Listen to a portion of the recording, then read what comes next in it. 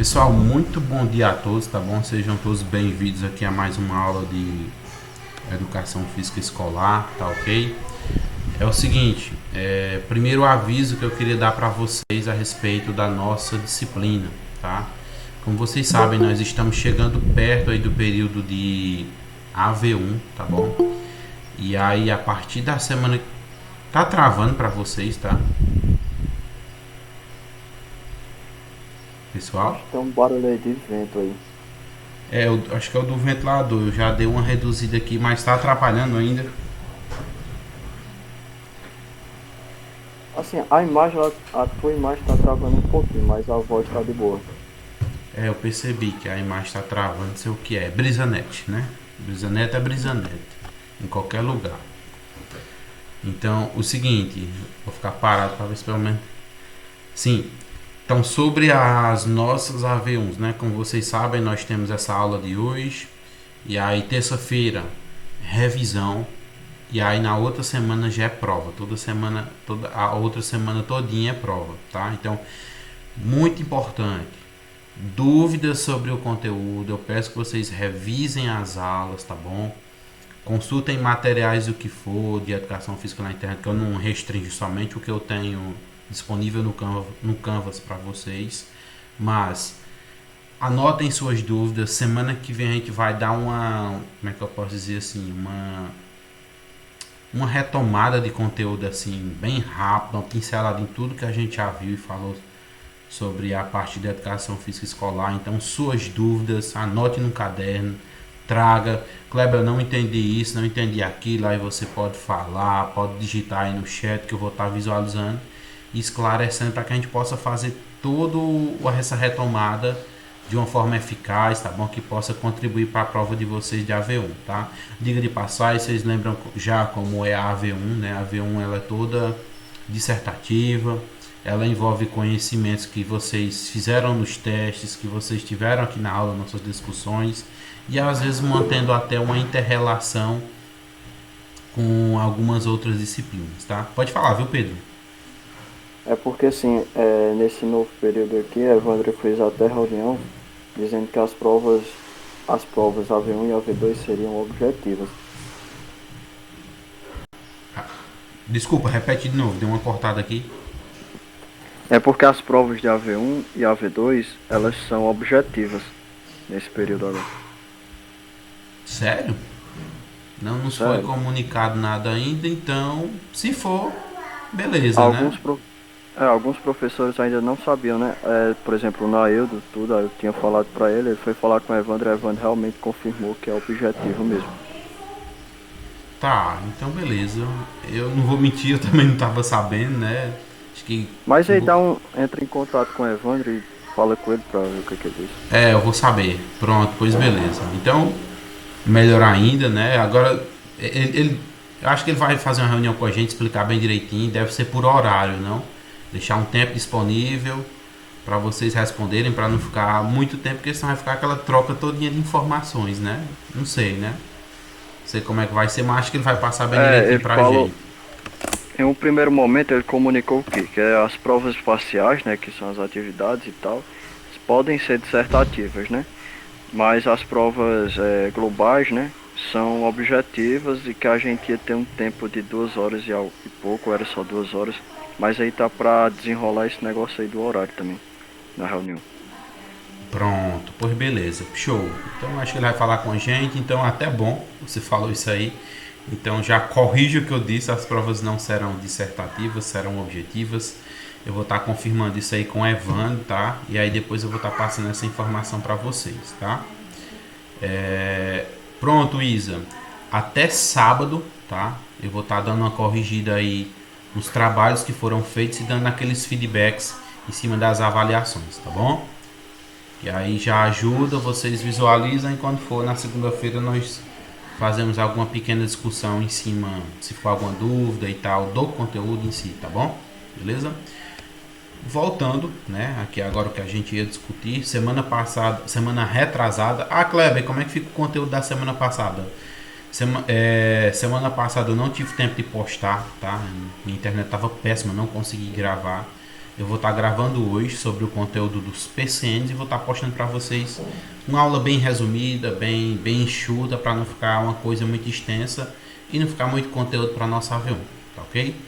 Então eu lembro que semana atrasada nós paramos, né, na questão da afetividade positiva e negativa na educação física. Nós falamos principalmente... Meu computador travou.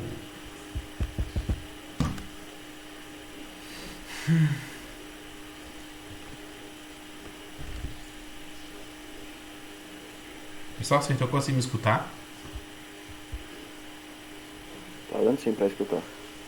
Vocês estão vendo tela preta? Tela preta. Desculpa aí, vocês sabem que computador, né, com uso contínuo.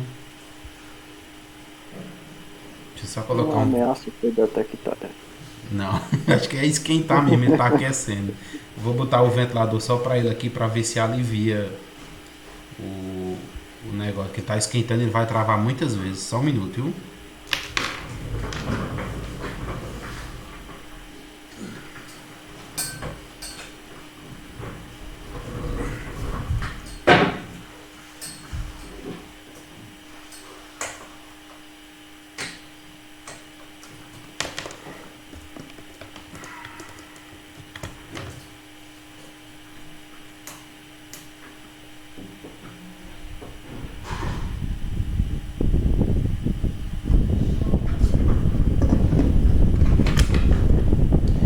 Pessoal, tá pegando barulho do vento? O áudio?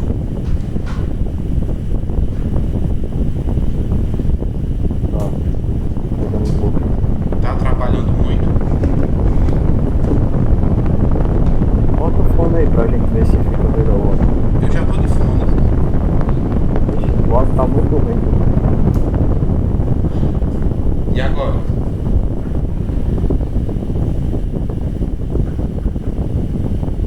Melhorou? Piorou? Tá do mesmo jeito? Do mesmo jeito. Vixe. Então vai ter que desligar. Então se acontecer de travar alguma coisa, vocês me avisam depois. Tá? Vamos lá. Então,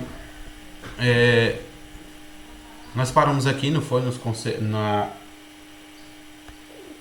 No ponto da afetividade positiva e negativa, discutimos que a escola e a família, né, desempenham um papel fundamental na formação do ser humano, tá? Falamos aqui uma pequena citação do Oliveira a respeito desse aspecto. Também tivemos uma consideração, né, feita por Henri Vallon, que ressalta que a afetividade no contexto escolar deve ser trabalhada de forma integral e completa, né? Não só trabalhar apenas a dimensão, mas acabar por limitar o desenvolvimento da criança, tá? Dando continuidade, nós também falamos sobre a afetividade, né? Que teoricamente seria o conjunto de fenômenos psíquicos que se manifestam sob a forma de emoções, sentimentos e paixões e etc. A gente já viu anteriormente, tá? Dito isso, quando falamos na questão da afetividade, aí vocês podem ligar a uma disciplina muito conhecida, que muitos alunos gostam, que é crescimento e desenvolvimento motor, tá bom? Ou até mesmo a parte da aprendizagem motora, que nós temos a interação e estímulo, né? Com os braços abertos. Nós temos esse exemplo aqui do bebê, quando o bebê está dando ali os primeiros passos, seja para a mãe, para o pai, tio, avô, tá? E aí, geralmente isso acontece quando há, principalmente, uma questão de afetividade, e a afetividade está muito ligada a quem? A proximidade, tá? No caso, quando o bebê ele é muito mais, geralmente ele é mais próximo da mãe e do pai, né? Principalmente da mãe, e a tendência quando ela está dando os primeiros passos, né? Acontece tudo através da interação e do estímulo, provocados por quem? Pela afetividade. No caso, o pai devia estar segurando, ou a mãe, e estava tendo uma locomoção de um para o outro, né? Chega a criança, ela abre os braços, mãos estendidas, né? O adulto acaba por encorajar, então há essa questão do estímulo, a dar os primeiros passos, e ajuda também a aprender a caminhar, ok? Então, a afetividade, ela nos liga, né? Ela está ligada ao nosso processo de desenvolvimento, de crescimento, e também de aperfeiçoamento, seja das capacidades motoras ou cognitivas, tá? Eu coloco nesses dois campos, desde que o bebê começa a dar os seus primeiros passos, tá bom? E é claro, com esse movimento a criança amplia seu conhecimento e é estimulada a aprender a andar, tá? Então, estímulos, principalmente com a gente, com nós da educação física, não tem como dissociar tanto a questão da interação, do estímulo, separar da afetividade, porque quanto mais próximo, quanto mais a afetividade estiver ligada entre o ser, né, entre os seres que estão fazendo esse processo de interação, maior vai ser a capacidade de estímulo para que essa criança possa aprender. E aí eu coloco, seja com bebês, né, com crianças lá do ensino infantil, do fundamental, tá? Até as séries finais do 9º ano. Ensino médio, aí são outras questões. Nós temos também a discussão no campo da afetividade, sim.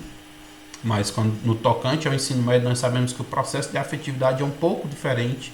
O processo de interação e de estímulo é um pouco diferente do que crianças aí, dos bebês até mesmo aí o ensino fundamental, séries finais, 9º ano, tá? Então, assim como ela, toda pessoa é afetada tanto por elementos externos, né? O olhar do outro, um objeto que chama a atenção, uma informação que recebe do meio,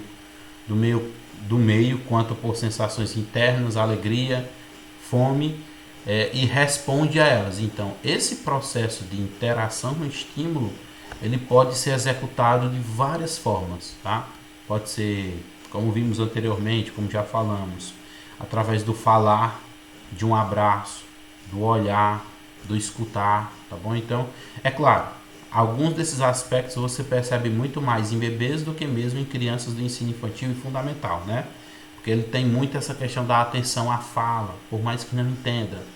Mas ele já sabe fazer uma pequena desassociação, uma associação, né? No caso, quando o adulto, o pai ou a mãe está fazendo aí, utilizando um tom mais severo, um tom mais suave, quando ele está teoricamente adulando, né? Isso aqui tudo tá bem interligado ao processo de aprendizagem, tá? Essa condição humana recebe um nome de afetividade, né? De uma forma bem básica, conceituando nesse aspecto, e é crucial para o desenvolvimento. Então, é claro, não é aula de crescimento e desenvolvimento, nem de aprendizagem, mas vocês devem ter discutido um pouco sobre isso. Se não discutiram, também não tem problema, que nós temos disciplinas que complementam, que se interrelacionam, tá bom? Então, esse processo de desenvolvimento e de crescimento não acontece ou seria impossível acontecer da melhor forma sem a afetividade. A afetividade, ela está ligada ao ser humano desde o nascer, né? A própria mãe se liga ao bebê quando o bebê nasce, tá bom? E os pais também. O homem um pouco mais diferente, porque a mãe passou 9 meses com ele na barriga. Então há toda aquela questão da expectativa do gerar e dar vida, tá? Então, afetividade positiva e negativa na educação física. Assim, a afetividade pode ser definida como uma dimensão da constituição da pessoa, né, que em conjunto com a motricidade, a cognição e ao meio que essa pessoa vive, define possibilidades e limites de desenvolvimento. Então, a dimensão, se eu fosse quantificar, né, os limites do desenvolvimento da pessoa, eu poderia dizer, de uma forma bem, como é que eu posso dizer assim, bem não tão científica, né, que o processo todo de aprendizagem vai ser medido, vai ser quantificado, ou seja, as possibilidades e os limites vão ser empregados de acordo com o nível de afetividade colocado, tá? E é claro, nós entendemos que esse nível de afetividade é o nível de ligação, né, o nível de interação entre os seres, tá bom? É como afirma Schwartz, né? A maneira mais primária de aprender sobre o mundo é interagir com ele. Então, onde se percebe-se muito essa questão da interação, primordialmente, quando vocês estavam na disciplina de crescimento, eu não sei se estão agora na disciplina de crescimento e desenvolvimento, percebe-se que a criança, o bebê, especificamente, vou tocar nisso aí, ele interage com tudo, né? E é claro, tem as fases, né? Tem a fase oral, tem a fase do toque, tá? Então, tudo que a criança quer interagir, quer entender, muitas das vezes na fase oral ele entende quando ele pega esse objeto e coloca na boca. Ele está pensando, está tentando adivinhar, entender, compreender o que é aquele objeto, tá? Desculpa, só para ver aqui se tem alguém digitando no chat. É como a gente já estudou assim, crescimento e desenvolvimento motor humano, que essa fase ela está ligada aí à fase reflexa. E esse estágio, né, que a criança ela interage com o ambiente, assim, tudo que ela pega, tudo que ela quer botar na boca e tudo, a gente chama de estágio de codificação de informações, né, no qual ela vai absorver todas as informações do ambiente para posteriormente ela utilizar essas informações que seria no estágio de decodificação. Exato. Olha aí, temos aí um especialista na área do crescimento e desenvolvimento. Show, viu, Pedro? É justamente isso, tá? Muitas das vezes o processo de codificação, decodificação, né? Vai acontecer de diferentes formas em cada uma das fases, né? Então, voltando de novo o bebê, né? Quem já percebe, quem tem bebê em casa ou tem um primo, um irmão, se acompanhou todo esse processo de crescimento e desenvolvimento, deve ter percebido que crianças elas passam por fases, né? E essa é a maneira deles interagirem com o ambiente, né? Nós temos vários fatores, né? Individual, biológico, fatores externos, o meio ambiente, que ajudam no processo de desenvolvimento, crescimento e também de aprendizagem do ser, né? Que é quando ele acontece a entrada da fase da codificação para a decodificação, para a fase do aprendizado, para a fase da interação, para poder dominar. Por exemplo, deixa eu ver aqui, eu não saberia dizer, por exemplo, qual fase mais ou menos meu menino tá, mas ele tá numa fase de subir em tudo, né? Então o que ele tiver, por exemplo, ele puxa uma gaveta, ele quer sair escalando no armário, quer subir como é mesmo, na sapateira, ele pega a cadeira, bota a cadeira, sobe. Então, ou seja, essa é a maneira deles aprenderem. Muitas das vezes só vai aprender quando se machuca, que vai saber que se ele subir e cair ali, ele vai sofrer uma dor, né? E consequentemente vai chorar e por aí vai. Essa fase aí é a chamada fase rudimentar. No caso, estaria no estágio de inibição dos reflexos, né? Que é essa fase de transição da fase reflexa para a fase rudimentar. Show. Ele começa a se apoiar nos móveis e tal. Muito bem, viu, Pedro? Então, eu tô vendo aí que a disciplina de crescimento e desenvolvimento foi show de bola. É importante, tá? É importante, muitas das vezes, nós pensamos a própria educação física sem compreender esses aspectos do crescimento e desenvolvimento, tá? E eu não posso desassociar, né, dividir ou separar tanto a parte cognitiva como da parte motora, tá? Então eu tenho que entender, motivados por alguma ação, que vão gerar alguma aprendizagem, tá bom? Então eu tenho que entender cada uma dessas fases, pelo menos o mínimo básico possível, tá bom? E é claro, cada um tem suas áreas específicas de estudo, que mais tem afinidade, que vão acabar gerando, por um fato de afetividade, não sei se é do professor, se é da disciplina, se é com os exemplos utilizados, uma aprendizagem significativa, tá? Então, é importante entender isso aí e aplicar para que você possa compreender e relacionar com o que nós podemos falar dentro da educação física, tá? Tá, beleza, Cleber. Sobre o mundo interagir com ele, pois tanto os estados afetivos quanto as percepções anteriores, a simbolização do pensamento, isto é, o sentir, compreendendo os aspectos perceptivos, né, e emocionais, e vem antes do pensar, tá? Então, teoricamente, aí uma aplicação do aprender sobre o mundo, né, da interação do mundo através dos Schwartz, né? Na mesma linha, Molinari, em 2003, afirma que as primeiras reações afetivas da criança envolvem a satisfação de suas necessidades e o equilíbrio fisiológico. A criança está ali, ela está brincando com um determinado objeto, tá? Nós poderíamos, só um minuto aqui, habilitar mais uma gravação.